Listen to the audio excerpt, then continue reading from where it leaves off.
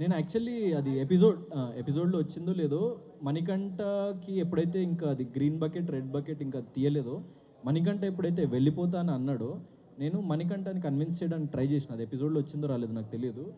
మణికంఠ, ఒకవేళ రిజల్ట్ నీకు అనుకూలంగా వస్తే నువ్వు ఉండిపో, ఒకవేళ నిజంగా నేను ఎలిమినేట్ అవ్వాల్సి వస్తే వెళ్ళిపోతా అని చెప్పేసి నేను చెప్పినా కూడా, నాకు sir Gautam it's not your decision, నువ్వు ఆగు, మణికంఠని తన డెసిషన్ తనని తీసుకొనివ్వు అని చెప్పేసి అని మణికంఠని మళ్ళీ అడగడం జరిగింది. మణికంఠ, నేనైతే ఉండలేను సార్, నేను వెళ్ళిపోతా, నాకు ప్రాబ్లంగా ఉంది ఫిజికల్లీ, హెల్త్ వైజ్ కానీ, ఎమోషనల్లీ, మెంటల్లీ నాకు కొన్ని లైక్ ఈవెంట్స్ జరుగుతున్నాయి, కొన్ని సిచ్యువేషన్స్ వస్తున్నాయి, నేను తీసుకోలేకపోతున్నా, ఐ వాంట్ టు గో అని చెప్పేసి అన్నప్పుడు, నన్ను ఇంకా లైక్ ఏం మాట్లాడొద్దని చెప్పేసి ఆపేసినప్పుడు, I respected the decision and okay అని చెప్పేసి నేను అనుకున్నా.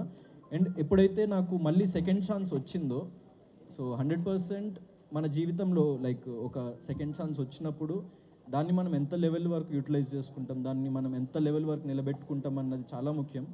సో అక్కడి నుంచి నేను ఇంకా బలంగా నిలబడాలి, నేను బయటకు వచ్చిన అదొక డిసడ్వాంటేజ్ అని చెప్పేసి నన్ను నేను ఇంకా లిమిట్స్కి పుష్ చేసుకొని, ఎక్కడ ఏం లో ఫీలింగ్ ఉన్నా కూడా మళ్ళీ నన్ను నేను పైకి లైక్ నిలబెట్టుకొని సో గేమ్ ఆడడం జరిగింది. అండ్ మీ ముందు ఇలా నిలబడ్డా.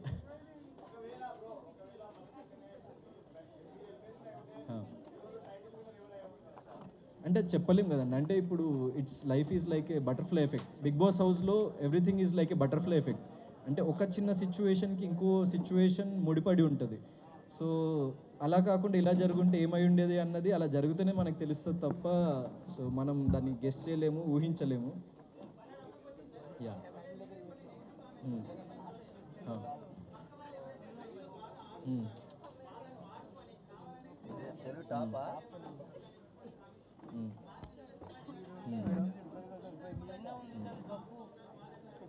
Mm.